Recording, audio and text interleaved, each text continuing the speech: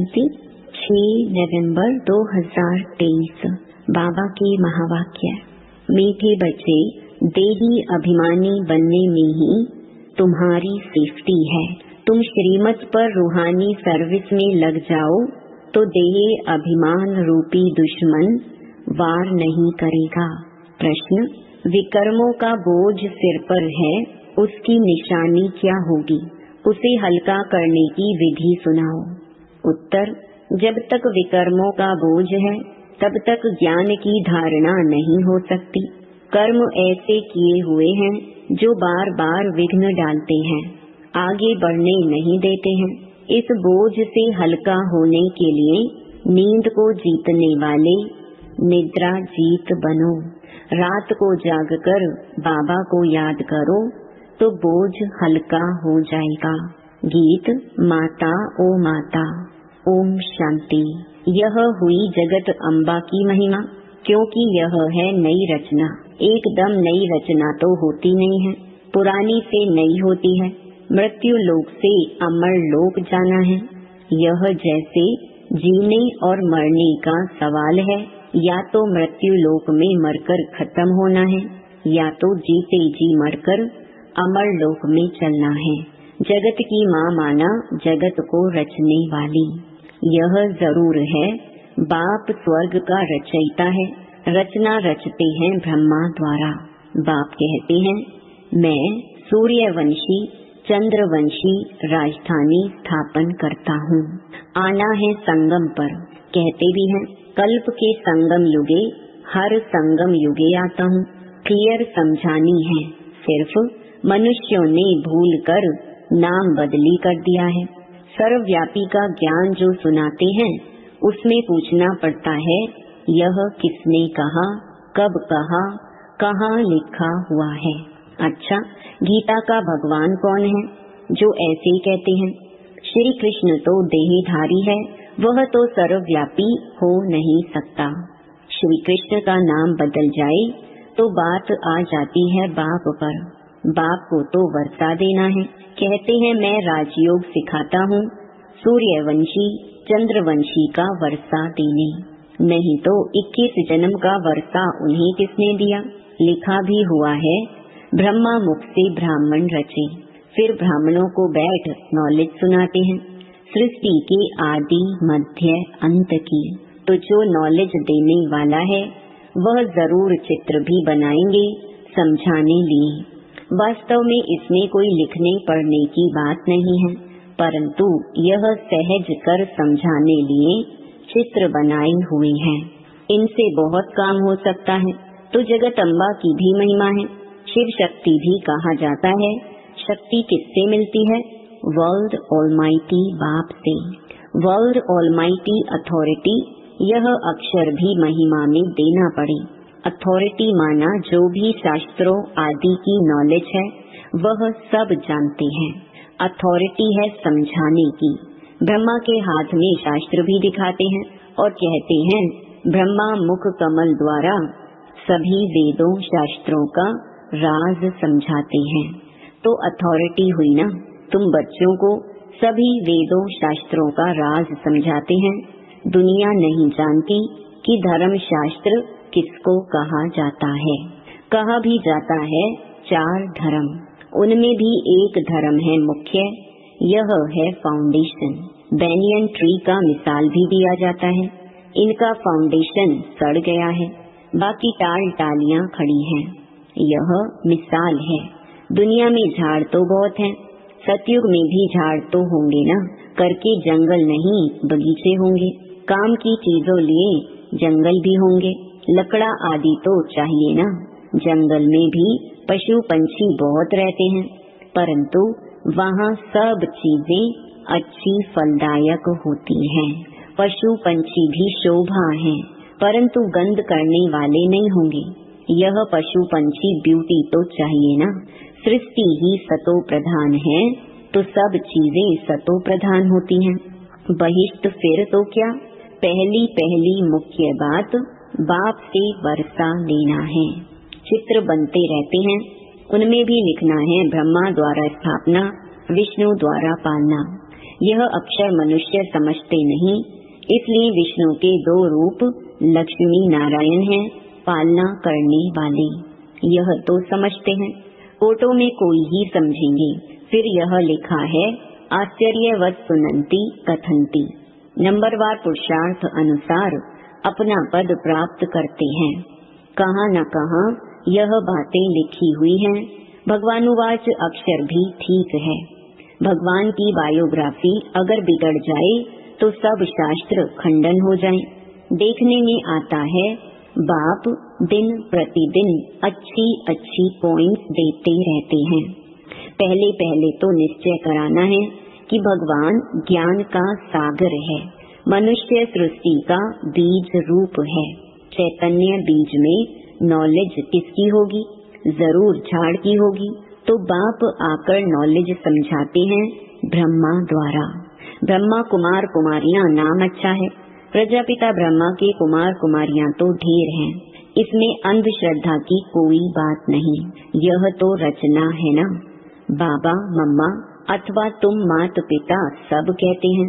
जगत अम्बा सरस्वती है ब्रह्मा की बेटी। यह तो प्रैक्टिकल में बीके है। कल्प पहले भी ब्रह्मा द्वारा नई सृष्टि रची थी। अब फिर जरूर ब्रह्मा द्वारा ही रचना होगी। सृष्टि के आदि मध्य अंत का राज बाप ही समझाते हैं, इसलिए इनको नॉलेजफुल कहा जाता। बीज में जरूर पूरे वृक्ष की नॉलेज होगी। उनकी रचना चैतन्य मनुष्य सृष्टि है। बाप राजयोग भी सिखलाते हैं। परमपिता ब्रह्मा द्वारा ब्राह्मणों को बैठ सिखलाते हैं, जो ब्राह्मण फिर देवता बनते हैं। सुनने समय मजा तो सबको बहुत आता है, परंतु देह अभिमान के कारण धारणा नहीं होती। यहाँ से बाहर गए और खलास। अनेक प्रकार का देह अभिमान है, इसमें बड़ी मेहनत चाहिए। बाप कहते हैं नींद को जीतने वाले बनो, देह अभिमान छोड़ो, देही अभिमानी बनो। रात को जागकर याद करना है, क्योंकि तुम्हारे सिर पर जन्म जन्मांतर के विकर्मों का बोझा बहुत है, जो तुमको धारणा करने नहीं देते हैं। कर्म ऐसे किए हुए हैं, इस कारण देही अभिमानी नहीं बनते। गपोड़े बहुत मारते हैं। बड़े गपोड़े का चार्ट लिख भेजते हैं कि हम 75% याद में रहते हैं, परंतु बाबा कहते हैं इम्पॉसिबल है। सबसे आगे चलने वाला खुद कहता है कितनी भी कोशिश करता हूँ याद करने की, परंतु माया भुला देती है। सच्चा चार्ट लिखना चाहिए। बाबा भी बतलाते हैं ना, तो बच्चों को भी फॉलो करना चाहिए। फॉलो नहीं करते तो चार्ट भी नहीं भेजते हैं। पुरुषार्थ के लिए समय मिला हुआ है। यह धारणा कोई मासी का घर नहीं, इसमें थकना नहीं होता है। कोई समझने में टाइम लेते हैं, आज नहीं तो कल समझ लेंगे। बाबा ने कह दिया कि जो देवी देवता धर्म का होगा और धर्म में कन्वर्ट हो गया होगा तो वह आ जाएगा। एक दिन अफ्रीकन्स आदि की भी कॉन्फ्रेंस होगी। भारत खंड में आते रहेंगे। आगे कभी आते नहीं थे, अभी सभी बड़े बड़े आते रहते हैं।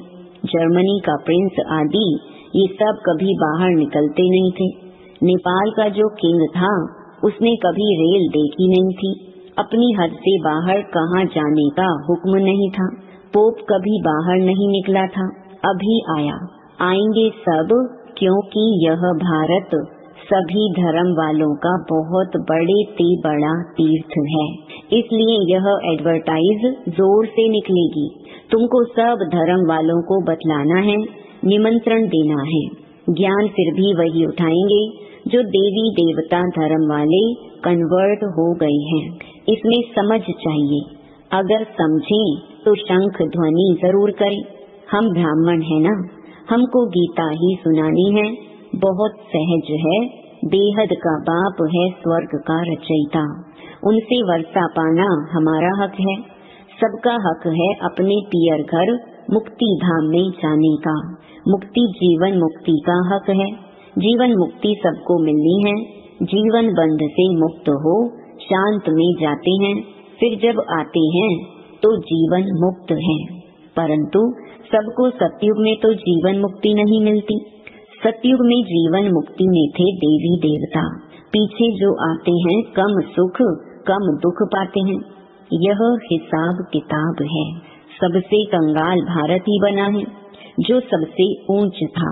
बाप भी कहते हैं यह देवी देवता धर्म बहुत सुख देने वाला है। यह बनी बनाई है, सब अपने अपने समय पर अपना अपना पार्ट बजाते हैं। हेवनली गॉड फादर ही हेवन स्थापन करते हैं और कोई कर न सके। क्राइस्ट से 3000 वर्ष पहले बरोबर कहते हैं हेवन था, नई दुनिया थी। क्राइस्ट कोई वहाँ थोड़े ही आएगा, वह अपने समय पर ही आता है। फिर उनको अपना पार्ट रिपीट करना है। ये सब बुद्धि में बैठे तो श्रीमत पर चले। सबकी बुद्धि एक जैसी नहीं है, श्रीमत पर चलने की हिम्मत चाहिए। फिर शिव बाबा आप जो खिलाओ जो पहनाओ, ब्रह्मा और जगत अम्बा द्वारा। ब्रह्मा द्वारा ही सब कुछ करेंगे ना, तो दोनों कंबाइंड हैं। ब्रह्मा द्वारा ही कर्तव्य करेंगे, शरीर तो दो इकट्ठे नहीं हैं। कोई कोई कंबाइंड शरीर भी देखा है बाबा ने। सोल तो दोनों की अलग अलग हो गई। इसमें बाबा प्रवेश करते हैं, वह है नॉलेजफुल। तो नॉलेज किस द्वारा दे? श्री कृष्ण का चित्र तो अलग है, यहाँ तो ब्रह्मा चाहिए। प्रैक्टिकल में ब्रह्मा कुमार कुमारियाँ कितने हैं? यह कोई अंधश्रद्धा तो नहीं है। एडॉप्टेड चिल्ड्रन को भगवान पढ़ाते हैं।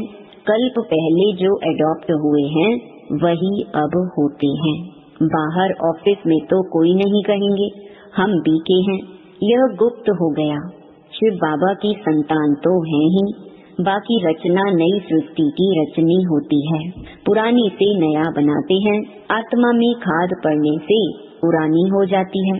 सोने में ही खाद पड़ती है तो फिर झूठा हो जाता है। आत्मा झूठी होती है तो शरीर भी झूठा हो जाता है। फिर सच्चा कैसे हो?